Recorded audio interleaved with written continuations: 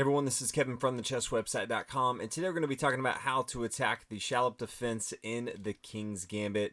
If you've been following me for any amount of time, you probably know that the King's Gambit is my favorite opening in chess, specifically the accepted line.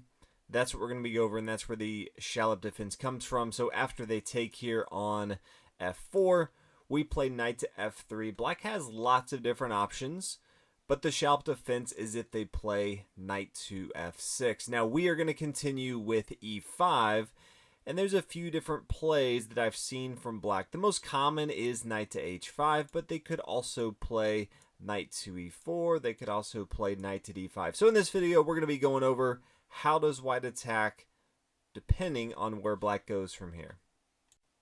The first variation that we will look at is if the knight comes to h5. Now, a few things to point out here. It's very difficult to remove this knight from h5. It is doing a good job of defending this pawn. Now, we are going to continue with d4. This opens up the center of the board. Both of our bishops can get involved into the game. This bishop is attacking this pawn, which is generally what we're looking to do in the King's Gambit. Get our light square bishop out, castle on the king's side, capture this pawn here on f4 at some point. So the knight on h5 is stopping one of the things that we want to do in the King's Gambit, but it also takes away one of the threats and puts it on the h-file, which isn't doing a ton. So yes, it's a kind of a nuisance that you can't take this pawn right away. You will be able to take it later on in the game, but the good news is this knight here isn't doing too much, and you kind of have free reign to attack your opponent however you want to. Now from here, they have lots of different options. Usually, they're going to be playing their pawn towards the center. It could be d5, it could also be d6. If you see d5, then I would continue with e2, getting ready to castle to the king's side. This is the general concept of the King's Gambit, getting your rook here to f1, so it can control this semi-open file here on the f-file. Now, after you play bishop to e2, they have a couple different options. They could try to add more protection here on this pawn here on f4 and just give up their king side protection. They could look to castle on the queen side. So with that, they may look to throw everything on the king side, maybe push their pawn even to g5. If that's the case, I would go ahead and take with the knight. There's usually going to be a lot of exchanges in this variation. That's going to be completely okay. They take with their queen. We take with our bishop here on h5. They can come down. They can't take our bishop. It's protected by the queen. But after the queen comes down here to g2, the queen's going to come to f3.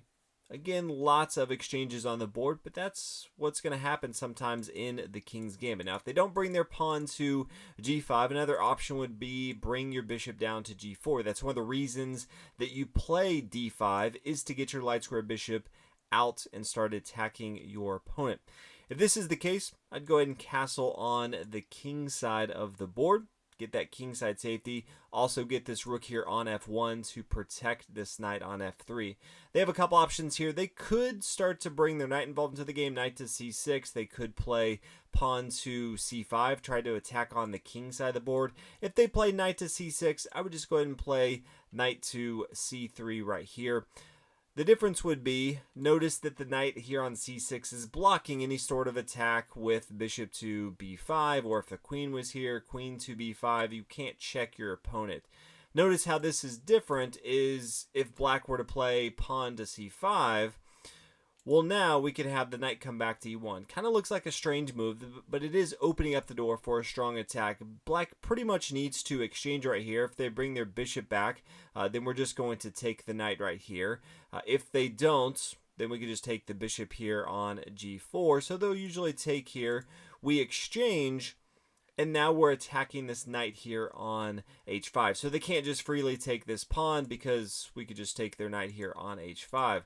So they could decide to bring their queen down here to h4, but now we can bring our queen to b5. This is check. Notice how this is different because the knight's not here on c6. So now the knight's going to come to d7, more of a defensive stance than if it was here on c6, and then white can play knight to c3. This is both attacking this pawn here on d5, as well as the queen attacking the pawn here on c5 and the pawn here on b7. So all extremely good for black. Now if we come back, instead of the queen coming down here to h4, maybe they play g6, trying to hold on to this knight. Well, now white can get pretty aggressive and start to push up the board with e6. This is, this king's no longer going to be castling on the queen side of the board, putting a lot of pressure on the opponents here. At some point can freely get back this pawn here, has both the bishop and the rook attacking it. The queen in the center of the board, very, very strong attack from white.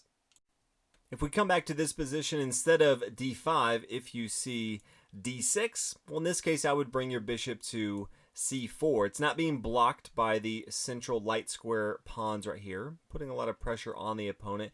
If they try to go pretty defensive here, knowing that you're attacking a weakened square here on f7 that's only defended by the king, something like bishop to e7, I would go ahead and castle on the king side.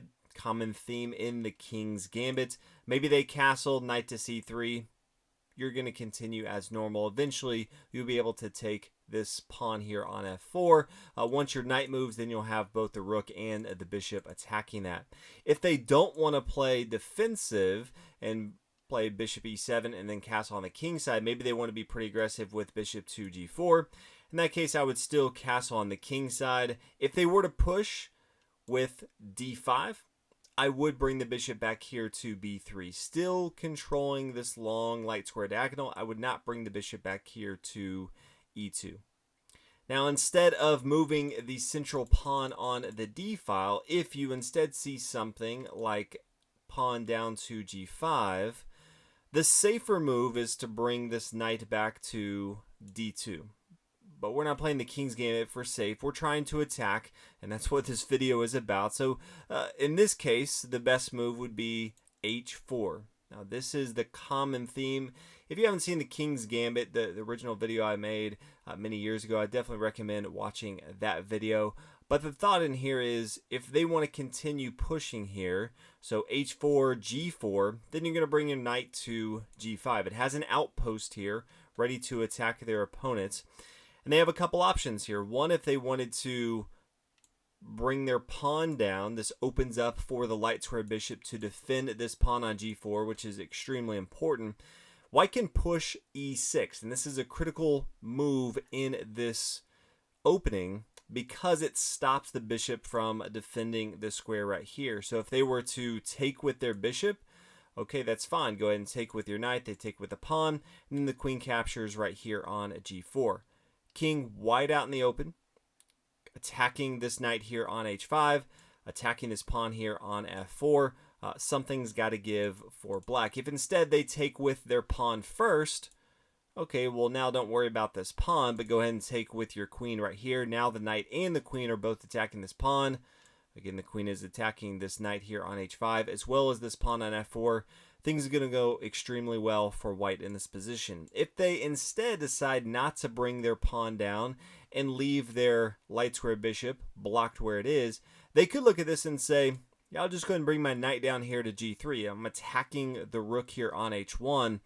But this is a very deadly square that the knight's here on g5, because it can just come up and take here on f7. After the king takes, queen takes here on g4, not defended by the bishop on c8, and things are just all wrong for black. There's no good square for black to go to, and if they look at it and say, yeah, I'll just go ahead and gobble up as much material as I can, maybe knight takes on h1, this is game over. This is a forced checkmate after bishop to c4.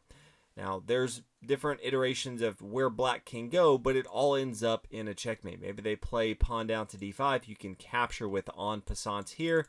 And after a very series of moves, white is going to win this game. So that's what happens if your opponent plays that knight to h5 at the very beginning of the game. There are a couple other variations that you'll see, not extremely common, but I do want to go over some of those in case you do come across them. The first one would be knight to d5. This, yes, is holding on to this material, but it's going to be a little easier to kick this knight off than if it was over here on h5, because you're going to start with c4, and it doesn't matter if they come to b4, it doesn't matter if they come to b6, they're usually going to go to one of those. If for some reason they come to e7, that's an extremely strange move. Not a very centralized active knight, and it's blocking off all of the pieces that you usually want to get involved into the game once you bring your e-pawn out. But let's say they come back to b6. White's going to play pawn d4. Very common theme. What's nice about the King's Gambit is you're doing a lot of the same things. You're playing your pawn up here to d4 so that your dark square bishop can take eventually here on f4. Then you're going to get your light square bishop involved into the game, castle on the king side at some point. Now if they come down bishop to b4, just play knight to c3, stopping the threat right here. Maybe they castle on the king side, then their bishop takes on f4. Things are going to be completely fine. If instead of bringing the bishop down, they want to challenge the center of the board, d6 is an option here. Go ahead and take the pawn. Maybe they recapture with their pawn, and then you take with your bishop. That's completely fine. If they play something weird, maybe they want to challenge on the king side with f6, I would play pawn c5, forcing the knight to move. After the knight comes to d5, probably the option they would go with, then bishop to c4. This opens up to castle on the king side. It also puts a lot of pressure on this king side, which has been weakened with the pawn coming here to f6. There's not a lot of great squares for black to go. They could play c6, but this is starting to weaken the king side or the queen side of the board. And white can continue to develop as they want. They could take if they want and then take this pawn here on f4. They could castle on the king side. So white has many different options in this example. Now, if the knight doesn't come to d5 at the beginning, if they just say, yeah, I don't even care about protecting this pawn anymore, I'm just going to come down to e4. Pretty rare move, but you could see it. I would ignore this, just a weird move in general, and play d4. Now, if they play c6, I would go and just take with my bishop here on f4. Pretend like they're not even doing anything. You have your game plan, you're back the material that you want, and you're prepared to get your light square bishop involved, castle on the king side. You have a pretty strong attack. If instead maybe they play d5, try to have an outpost here with their knight, I would still just take with my bishop here on f4. If they get their other knight involved into the game, now I'd play bishop to d3. Preparing to castle on the king side. You can see the bishop is now attacking this as well. So white's going to have a pretty good game. So that is the Schallop variation in the King's Gambit. I'm going to be going through and making a video on every single variation that you'll see in the King's Gambit. I want to make sure everyone's prepared if you are playing it, because I always recommend players to try out the King's Gambit. See if you like giving up material. King's Gambit, you can generally get that material back, but giving up material to have a very, very strong attack against your opponent. But with that, I recognize people need to understand all the variations you could run into and how to attack that. So hopefully you guys enjoyed this video. Definitely try it out. Let me know what you guys think. If you run into the Schallop defense, it's not the most common variation by any means, but every now and then you'll run into it, and hopefully now you know exactly how to attack it. Thanks again for watching. I'll see you guys in the next video.